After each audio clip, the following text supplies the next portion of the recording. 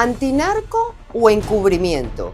Nicolás Maduro lanza la ofensiva antidrogas más grande en 20 años, mientras el mundo lo acusa de liderar la red que dice combatir.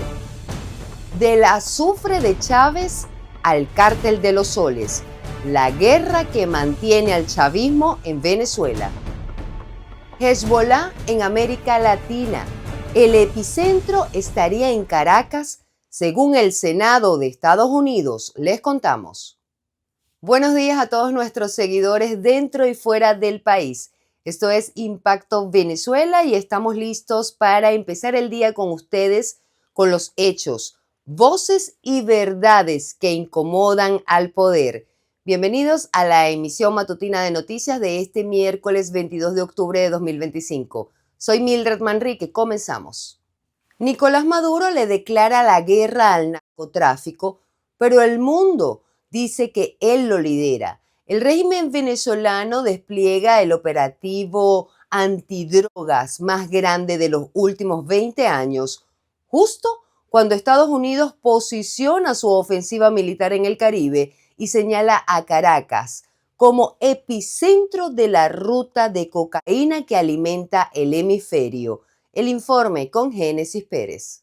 Venezuela se declara en guerra contra un enemigo que muchos creen lleva en su ADN. En octubre de 2025, el régimen de Nicolás Maduro anunció el despliegue de 15.000 efectivos militares a lo largo de la frontera con Colombia, respaldados por un refuerzo naval y aéreo sin precedentes, en lo que denomina una operación integral contra el narcotráfico. Pero detrás de los uniformes, los radares y los discursos patrióticos se esconde una paradoja que desconcierta a la comunidad internacional. Un país señalado por encabezar redes de narcotráfico se erige ahora como abanderado de la lucha antidrogas, justo cuando Estados Unidos intensifica su presencia militar en el Caribe y apunta directamente a Caracas como epicentro de las rutas de cocaína que alimentan el hemisferio.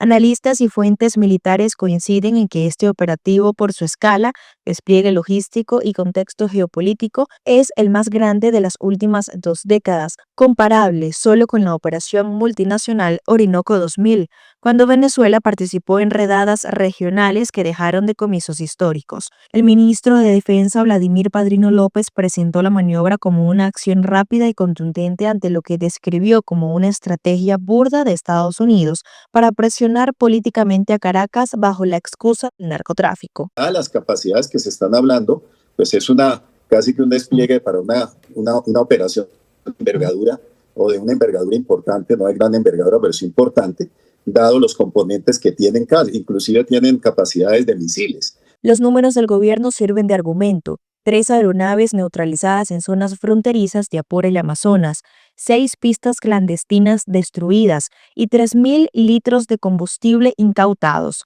Cada operativo transmitido por la televisión estatal refuerza la narrativa de una batalla por la soberanía. No hay cómo compararlo y se vuelve más un tema simbólico de compromiso de Venezuela o del gobierno o del régimen venezolano para defender el status quo que tienen al interior de Venezuela. La ofensiva estadounidense, bombardeos selectivos, operaciones encubiertas, rastreo satelital y drones en tiempo real ha encarecido la logística del narcotráfico y obligado a los grupos a emplear semisumergibles o rutas alternativas. La respuesta de Caracas es simultánea y calculada. Una campaña militar que combina acción real y propaganda, usada como vitrina política para exhibir músculo soberano en medio de la presión internacional. Génesis Pérez para Impacto Venezuela. Interactuemos con la pregunta del día de Impacto Venezuela. De lunes a viernes la pueden ubicar en todas nuestras plataformas digitales. La de hoy es la siguiente. Maduro exhibe su guerra antinarco como símbolo de soberanía, mientras Estados Unidos la califica de fachada criminal. Pero, ¿qué pesa más? ¿Una amenaza extranjera o la necesidad política interna de mostrar un enemigo? Argumenta tu respuesta, los comentarios están a tu disposición. Te leemos en la emisión estelar. Y es que precisamente Nicolás Maduro no se defiende, se exhibe. El chavismo lleva 25 años confrontando a Estados Unidos y ahora convierte esta confrontación en un espectáculo político. Recuerdan, desde el Diablo de Chávez hasta el Cártel de los Soles. Cada amenaza forma parte de un guión. ¿A quién le conviene más esta guerra?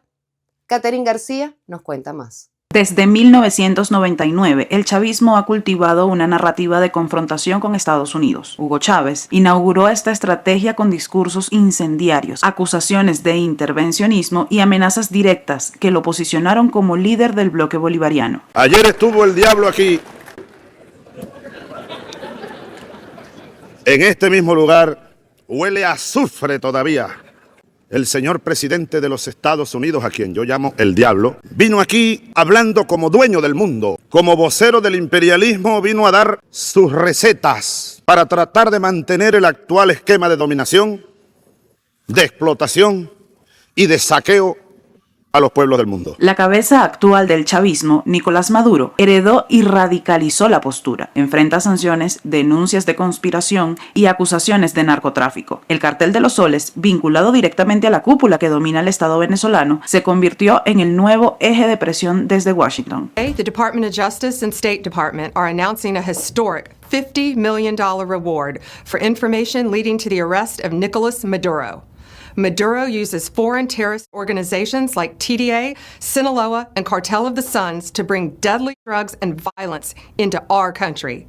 To date, the DEA has seized 30 tons of cocaine linked to Maduro and his associates, with nearly 7 tons linked to Maduro himself, which represents a primary source of income for the deadly cartels based in Venezuela and Mexico. En 2025, Estados Unidos hace presencia militar en el Caribe. Más de 10.000 soldados, drones y buques de guerra se movilizan bajo el argumento de combatir el narcotráfico. El chavismo responde con una campaña de alistamiento y blindaje interno. Al parecer, la tolda roja necesita enemigos externos para justificar su control interno. La narrativa de agresión imperialista le permite blindarse, movilizar sus bases y desviar la atención de la crisis venezolana. Todos los regímenes autoritarios requieren de un enemigo interno y uno externo. En eso el régimen chavista ha sido consecuente. Igual que hoy lo está haciendo el presidente Donald Trump. También tiene enemigos externos. Primero fue Panamá y el Canal, después Groenlandia, después Canadá, luego Colombia, ahora ya anuncia que va a poner sanciones a Nicaragua y por supuesto la movilización de la Guardia Nacional para combatir teóricamente el crimen en las ciudades demócratas. Así que es una retórica reiterada de los regímenes autoritarios. Mientras el chavismo refuerza su narrativa de resistencia, Washington afina su estrategia. Un informe militar revela que fuerzas especiales y buques de guerra estadounidenses se concentran frente a Venezuela, y aunque The Washington Post señala que los ataques directos aún no están sobre la mesa, el tablero está armado, un juego en el que ambos bandos parecen necesitarse más de lo que admiten. Mientras Estados Unidos mantiene su poderío militar desplegado en el Caribe, en el Senado de ese país se debate sobre una nueva amenaza. Venezuela figura como epicentro de operaciones de Hezbollah en América Latina. Ya no se trata solo de sanciones o diplomacia, sino de una red transnacional que mezcla ideología, crimen y poder. En el Senado de Estados Unidos crece la preocupación por vínculos entre Venezuela y grupos extremistas. El régimen de Nicolás Maduro se ha convertido en el principal facilitador de Hezbollah en América Latina, permitiendo operaciones financieras, logísticas y de reclutamiento en la región, según denuncia Marshall Billingsley, exsecretario adjunto para el financiamiento del terrorismo en el Departamento del Tesoro de Estados Unidos. One of the individuals I want to highlight for you here, who is really one of the spiders at the heart of this web, is a man named Ghazi Nasruddin.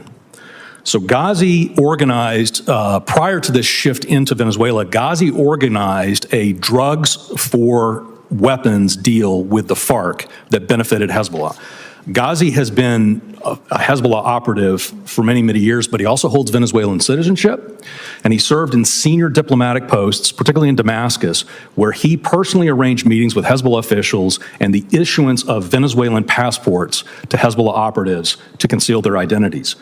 Under Hugo Chavez, Venezuela opened its doors to Hezbollah, allowing the group to establish a major footprint, including a paramilitary training site on Margarita Island. Billingsley asegura que desde 2020 hay información sobre estas conexiones, especificando el estado Nueva Esparta como centro de operaciones de falsificaciones, y que para 2021 ya habría registros de contrataciones de empresas fachadas del grupo terrorista. When Maduro seized control, the breadth and depth of the Hezbollah presence in Venezuela dramatically expanded, as did their ties to the narco-terrorist regime and the Cartel de los Soles.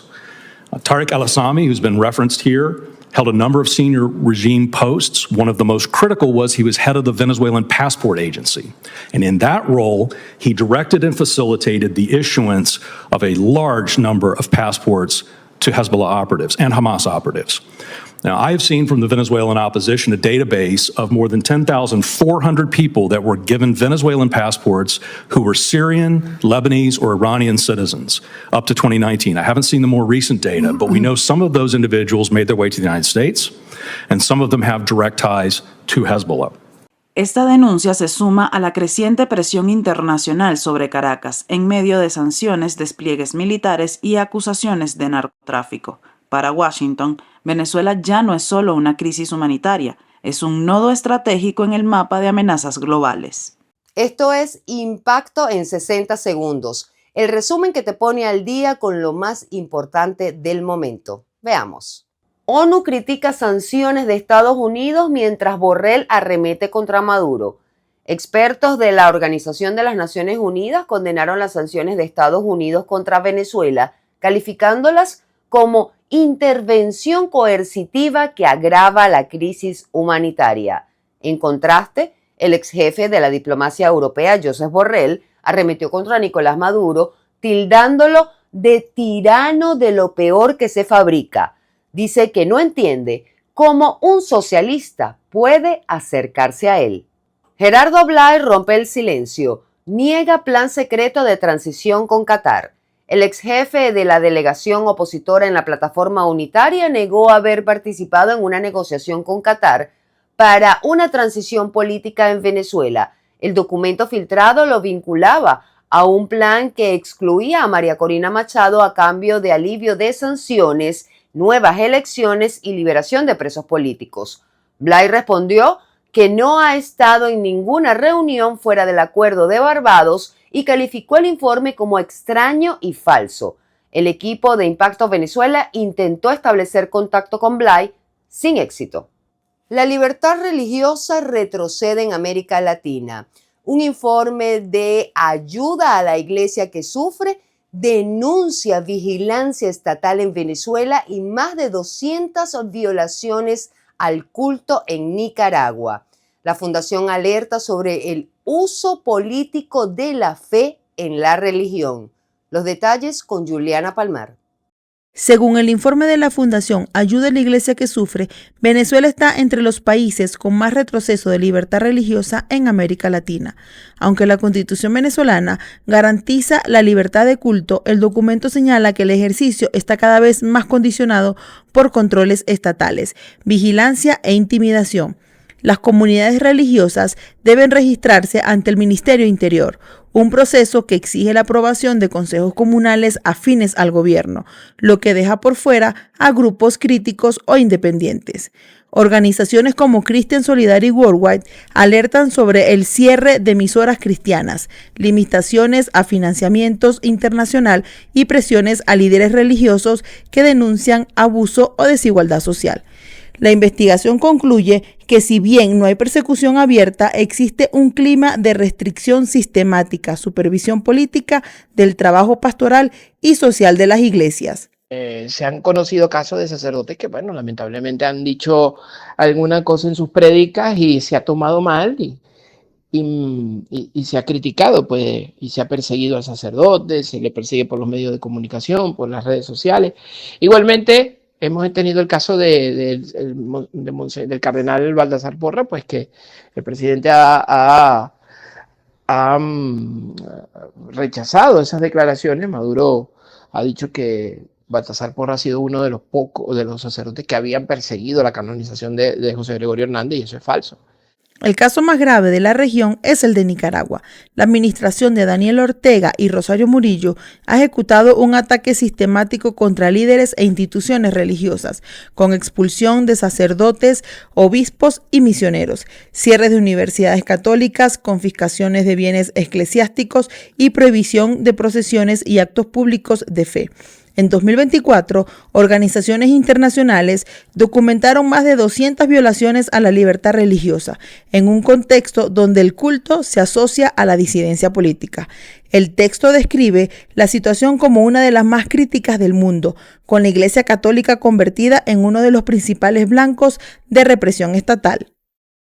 Las dictaduras como Nicaragua y Venezuela se amparan en las leyes internacionales de lavado de activos para perseguir y hacer controles administrativos a las organizaciones sin fines de lucro. Y esto es algo sumamente nefasto. En Nicaragua, la dictadura ha clausurado arbitrariamente más de 75 organizaciones sin fines de lucro católicas y un sinnúmero de organizaciones cristianas evangélicas que únicamente hacían el bien en el país y atendían aquellas zonas en donde la dictadura no atendía a la población. En Cuba, el Estado mantiene un control estricto sobre las actividades religiosas. Aunque hay pluralidad de credos, los grupos no registrados enfrentan hostigamiento, vigilancia y detenciones arbitrarias. Líderes religiosos han denunciado presiones para no apoyar a presos políticos ni participar en actos públicos no autorizados. Las autoridades permiten el culto solo dentro de espacios aprobados, restringiendo toda presión pública de fe que pueda interpretarse como disidencia. La Fundación ACN incluye que el 75% de países evaluados ha visto deteriorarse su libertad religiosa desde el 2023 y advierte que en América Latina la tendencia apunta hacia mayor control político y reducción de espacios públicos para las comunidades de fe. Para Impacto Venezuela, Juliana Palmar. En tiempos de sanciones, de tensiones diplomáticas y de guerras que dominan los titulares, una historia distinta emerge desde Venezuela. Una enfermera recibe la más alta distinción de la Cruz Roja por una vida entera dedicada a servir y cuidar, incluso en los momentos más oscuros. Su ejemplo brilla donde la política no alcanza, en la humanidad. A sus 94 años, la enfermera venezolana María Teresa Arnal fue reconocida con la medalla Florence Nightingale, la más alta distinción internacional otorgada por la Cruz Roja. Esta condecoración honra su trayectoria de décadas dedicada al cuidado humanitario, incluso en contextos de conflicto y vulnerabilidad. Arnal se convierte en la primera venezolana en recibir este galardón, que destaca el compromiso, la valentía y la ética profesional en el ejercicio de la enfermería. Su historia es un símbolo de entrega silenciosa, de servicio sin condiciones y de cómo la vocación puede trascender fronteras y generaciones. Amigos, soy Mildred Manrique y esto fue Impacto Venezuela. Recuerda, informarte también es un acto de libertad. Hasta aquí las noticias, pero el impacto continúa. Suscríbanse a nuestro canal de YouTube, síganos en todas las redes sociales y sean parte del cambio informativo. Que tengan un buen día. Nos vemos mañana.